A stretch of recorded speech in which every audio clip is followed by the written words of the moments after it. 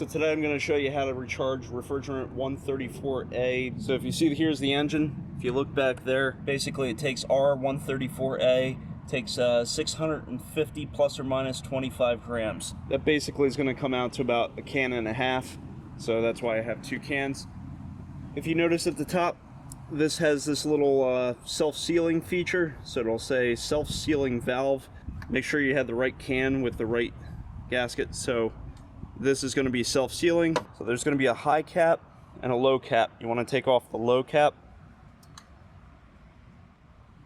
We're going to take our quick connect, and basically you're going to pull back on this when you go down, and you're going to have to apply some pressure to it.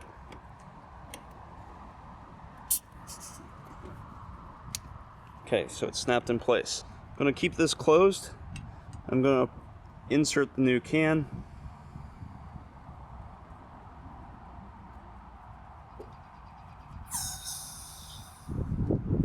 Okay.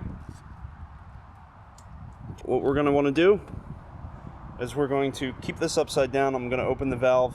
I need to turn the engine on because I needed to go from the low to the high. Let's come in the cart. Turn the engine on.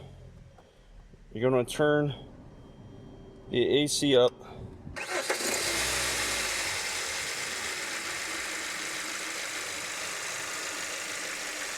It's 85 degrees right now, so we should be up here in the green. So we're going to open this up and keep it upside down. So I'm just going to open that valve. And if you could see, we're letting the refrigerant charge. It's a liquid. You want it to go down, so you need to hold it upside down. I'm going to shut that off. And I'm just going to take a look. Where are we at now? Okay, we're getting a little bit better. So we're here. We want to move up further into the green. You can see the condensation building up on the valve. That's basically, this expands, and as it expands it gets cooler. So that's how air conditioning fluids and gases work effectively. That's about all I'm getting out of that can. Make sure you watch out for the belts that are moving. Basically, the radiator is going to be hot, and the high side might also be hot, so just watch out for that. The other thing I noticed is sometimes when I open this up, the Schrader valve sticks open a little bit. Just have something ready that you can like mess around with it so that it actually seals right. So I have a feeling that Schrader valve might be going. So if this doesn't hold effectively, I'm going to have to replace the Schrader valve next.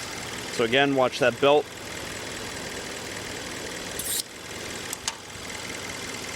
Going to replace the low side cap. So if it's 65 degrees outside, you want 30 psi or about 207 kilopascals. If you're at 85 degrees Fahrenheit, basically you want 50 psi or 345 kilopascals of pressure. So that's what you're aiming for. It's probably going to take you 2 bottles. So we'll see how it feels inside. So the air finally feels cool. Before it was running hot. My wife couldn't figure out why it was so hot, and then that's when we recharge a refrigerant, and it makes a huge difference now. So you can pick this up at like Walmart or whatever. I have some links on Amazon as well. So this is going to help treat the symptom. It's not going to always fix your problems. This car is now over 10 years old, so it may have had a slow leak. This will help make the air cool for a period of time. If that leak is too fast, it'll go away pretty quickly. You're going to have to find that leak. They also make refrigerants where you can actually have dye in them. So if you have a UV light or something like that, it helps diagnose the problem. The refrigerant with self-sealing you can also use. That would help fix like small pinholes if you can't locate them. The other one that I think is probably pretty common is if your Schrader valve, which is where you're charging this through, has an issue, you can replace those as well. Schrader valves are the same as basically a tire valve and things like that. They're used throughout the cars.